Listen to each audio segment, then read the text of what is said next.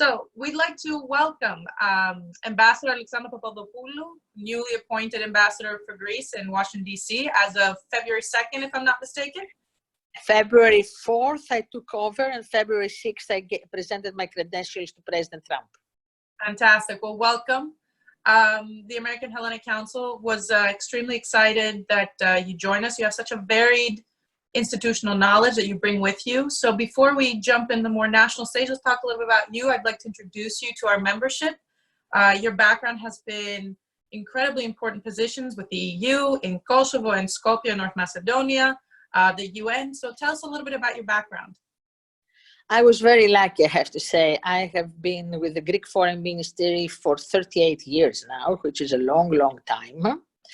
And I was privileged to serve in places like I was the permanent representative of Greece in the EU during the turbulent 2015. I was deputy permanent representative of Greece in the UN when Greece was a member of the Security Council for the first time in its history. I was, of course, Consul General in Toronto, Consul in New Orleans, Louisiana. That was my first posting so many years ago, covering at that time all the south of the US. Of course, I served also in the Middle East. I was Director General for European Affairs during the Greek presidency of 2014. Before that, I was a Deputy Director of the Balkan Department. I opened the Greek Liaison Office in Pristina in 2000. I went back to Kosovo as the head of the EU Rule of Law Mission, EULEX, working for the EU. Ambassador, of course, in Skopje. And just before I came here, I was the diplomatic advisor to the Greek Prime Minister. So it's a long, long time and many experiences. It was an amazing journey, and I was very, very lucky and privileged. Yeah, that's a fantastic background, so much institutional knowledge. And in all those positions, a relationship with the United States was integral, and the United States impacted presumably all those roles. So what's that background information for you? The relationship between Greece and the US was always very close. So in all these positions, and all the positions that we should serve as a Greek diplomat, are part of your job is to have very close relationship with the US embassy at that in whichever place you are. And of course with the embassies of the EU member states and all the other countries. So especially in areas like the Balkans or the UN, it was especially close. And this is going on even now, more now. I'm in the US, so now it's this is the core of my functions here, the relationship between Greece and the United States. And prior to your post as ambassador, you served as the head of the diplomatic cabinet for Prime Minister Mitsotakis and joined him at his in his DC visit. That was an amazing trip, really extraordinary.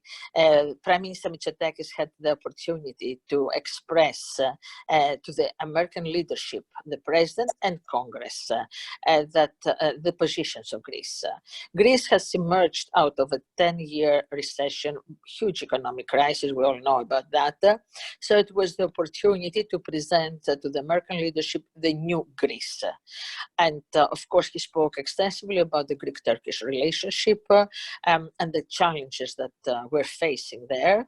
He spoke about the situation in Eastern Mediterranean, of course. He presented, and in these areas, he made the Greek position very loud and clear.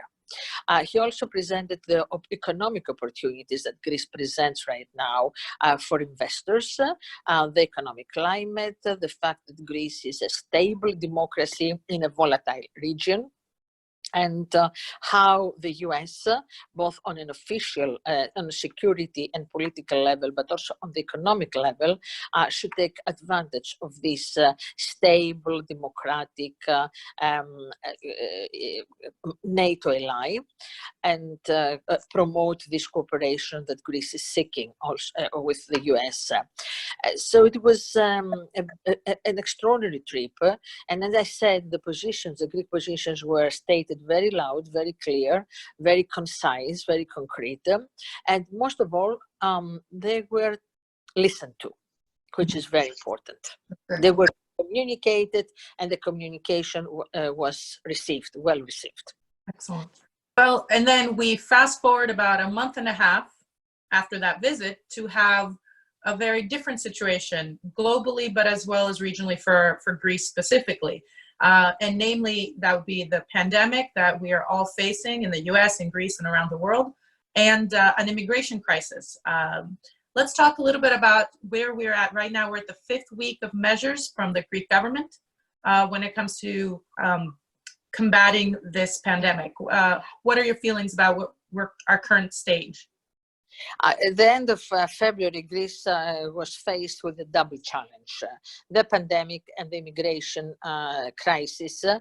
But I would call it the crisis that Turkey created against Greece, with Greece using the immigration as a weapon. But I'll get back to that. Let's start with the health crisis.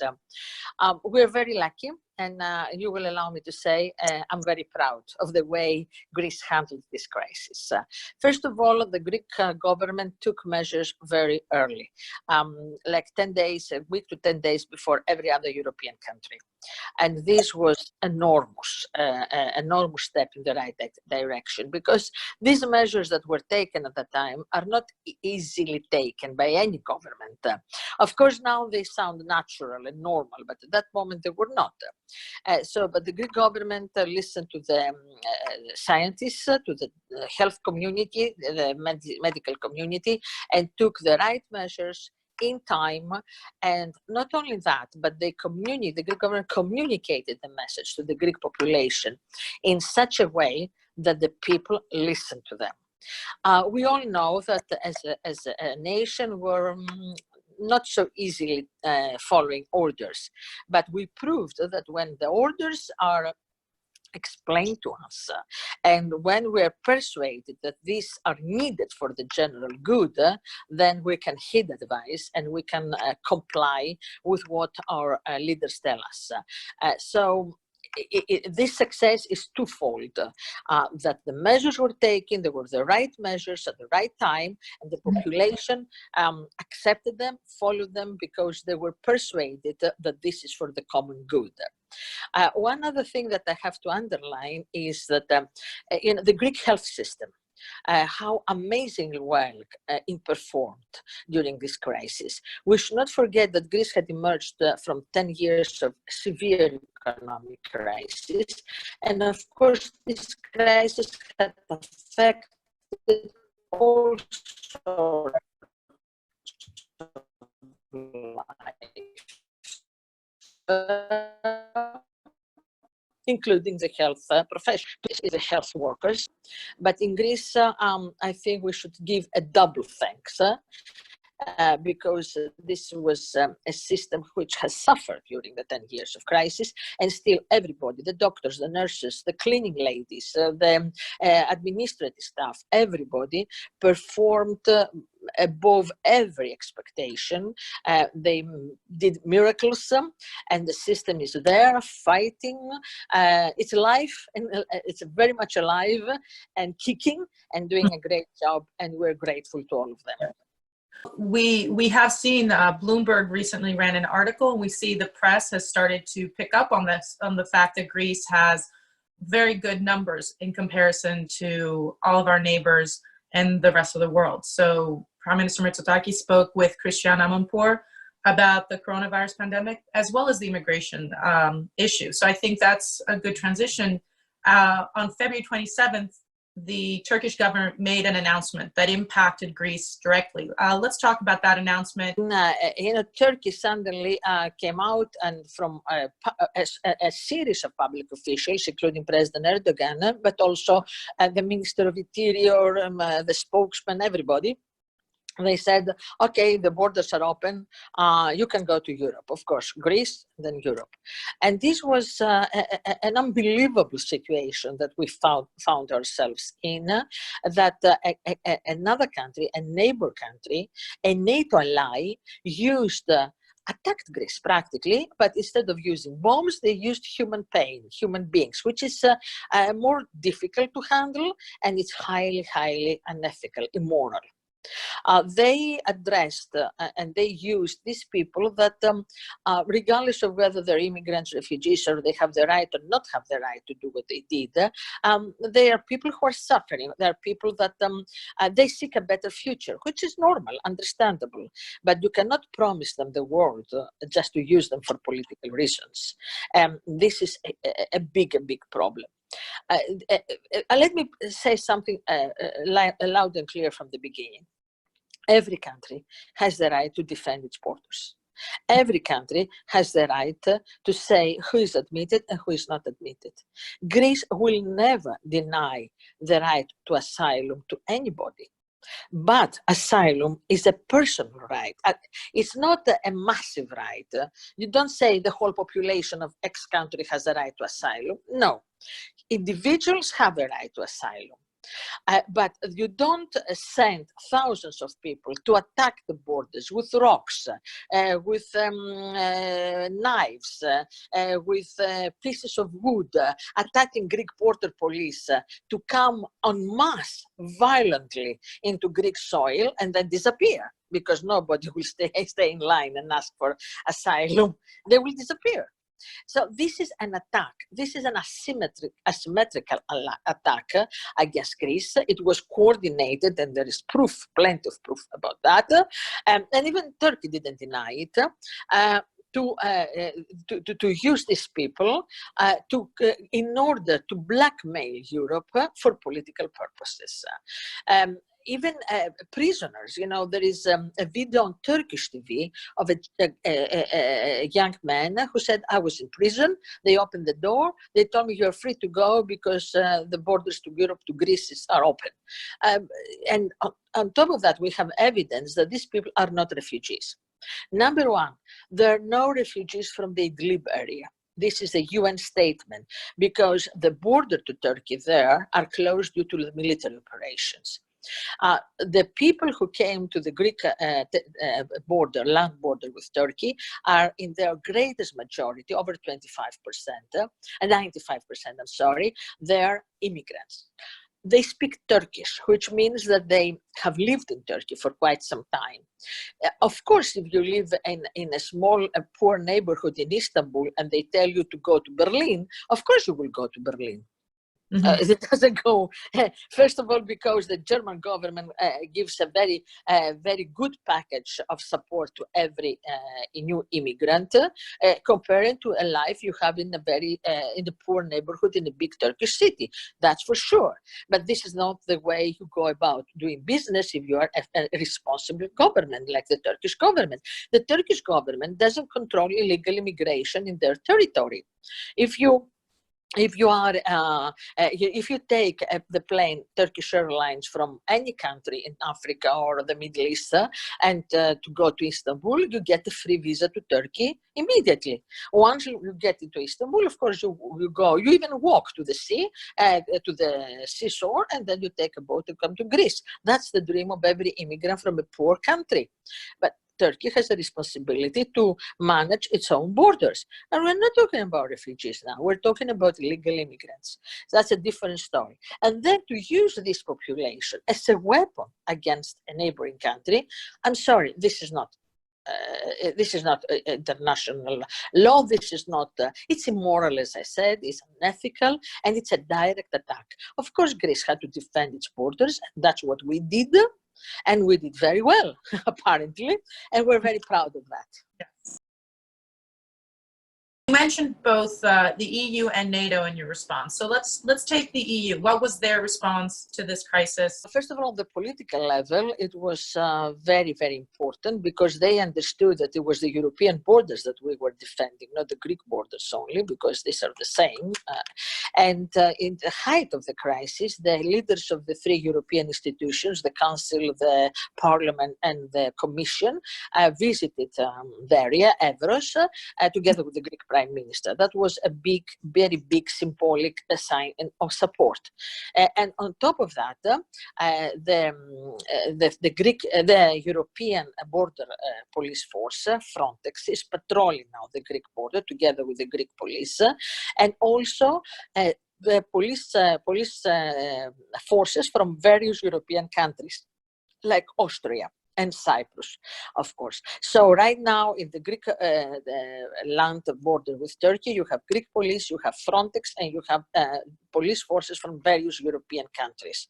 So this is more than a sign of support, is you put your money where your mouth is. It's very important. What about NATO? I know that many comment about the fact that both Turkey and Greece are NATO allies. Where do we stand on NATO's involvement? There is a small NATO naval force, a couple of ships, but the number changes because every ship, as you know, it has a limited time of deployment that patrols the Aegean Sea in order to contain illegal immigration, and this is a very good sign of support. We understand that NATO is a defense alliance. It has different role and different mandate, and of course we would expect that Turkey, because we're both allies in NATO, will behave differently, but Turkey is not behaving differently, and you know, this small number of ships patrolling the Aegean is a sign of support. Is a sign of, it's a message, let's put it like that. It's a message that this thing should not happen. Well, U.S. Ambassador to Greece, Jeffrey Pyatt, mentioned that Wes Mitchell, who was formerly Assistant Secretary of State for European and Eurasian Affairs, has joined a NATO committee that is discussing the political dimension of NATO. And he said that since Mr. Mitchell and the ambassador himself were core participants in the Eastern Mediterranean trilateral agreement between Greece, Cyprus, and Israel, that there's hope from NATO's response towards Greece. What do you think about that statement? I have the greatest respect for Wes Mitchell. He's a great guy and very knowledgeable, and he's a wonderful addition to this team that is going to advise the NATO Secretary General. I have to say that this is a committee that was formed by the Secretary General of NATO. In this committee, there's also a Turkish gentleman and from other countries as well, UK, Norway, I don't remember the rest. So the report will be a committee report, so it will not be an individual report. Of course, Mr. Mitchell's input to this report is very important, and because of his personality, his knowledge, his strategic thought, we expect that his participation will be crucial.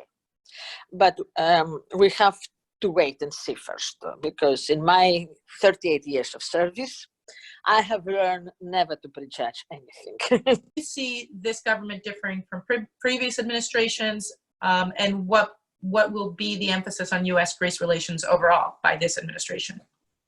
Thing that happened in the last decade is that now the close Greek-U.S. relations has the support of all Greek parties, with some very minor exceptions.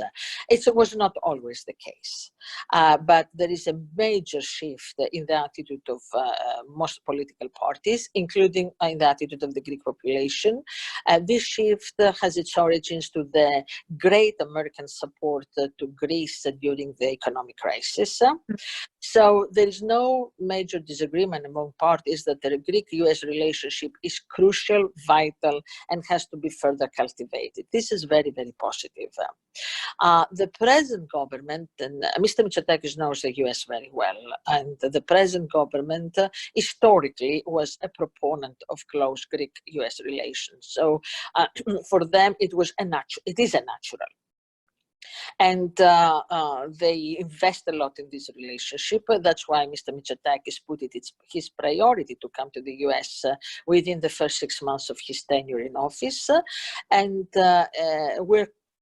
we are all continuing, every Greek minister in his own field, and despite the difficult circumstances we're all living through, to move forward and take this relationship to a higher level. Mm-hmm. And it's a good thing that we see a lot of response on the part of the US administration, and definitely on the part of the US Congress.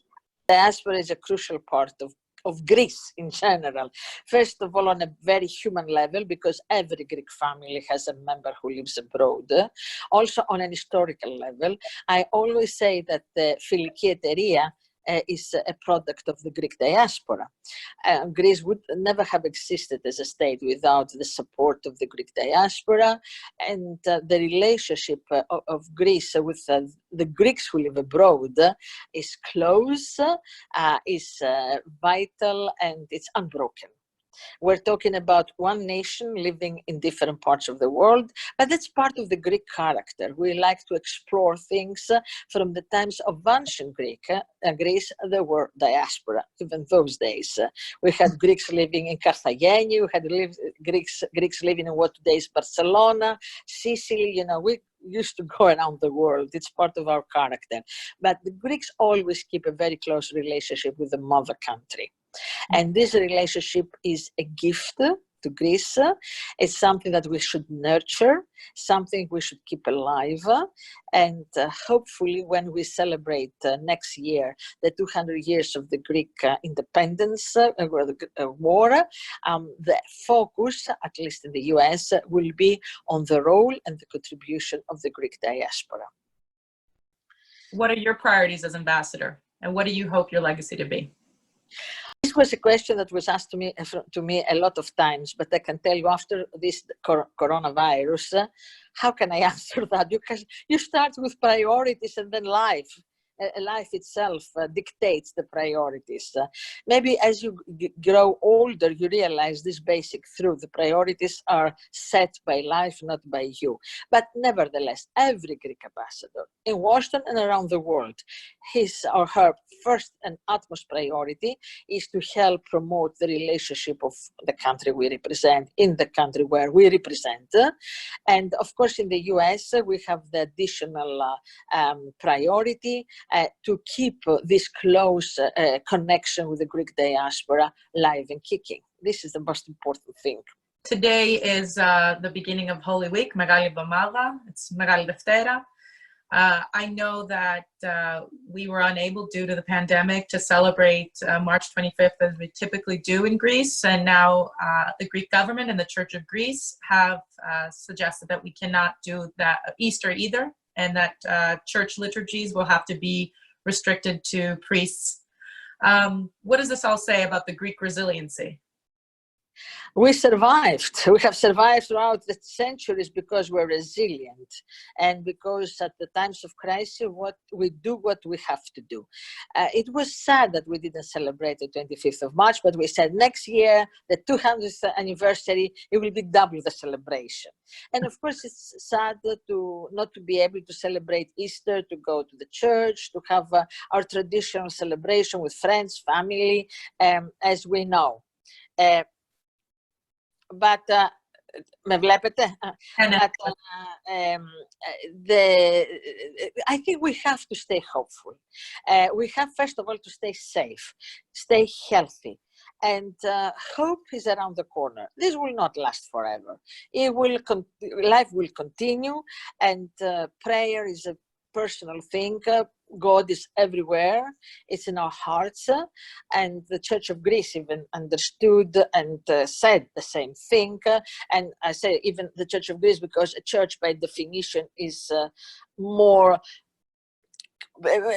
conservative. You know, they want people to go to church. Is normal. That's the place where you should go and worship. But the Church of Greece understood the dangers and said, no, you stay home, you stay healthy, you stay safe, and God is with you, and you can watch the liturgy on Greek TV because it's on Greek TV, and pray from your house and hope. After all, resurrection is the message of hope. Yes. So this is the message. We will celebrate next year. As long as we're all here, we have to be here to celebrate. Well, thank you so much for your time spending with us. Do you have any final messages for our viewers and for especially our members in California? I wish I would have come at the end of March. It was not meant to be because of the crisis, but I will come, and I hope to have the opportunity to meet all of you in person. And technology is great, but doesn't substitute for personal contact. Καλή Ανάσταση σε όλους. Stay healthy, stay safe, and better days will come. Thank you. Thank you very much. Καλή Ανάσταση και σε εσάς. Καλή Ανάσταση. Ευχαριστώ.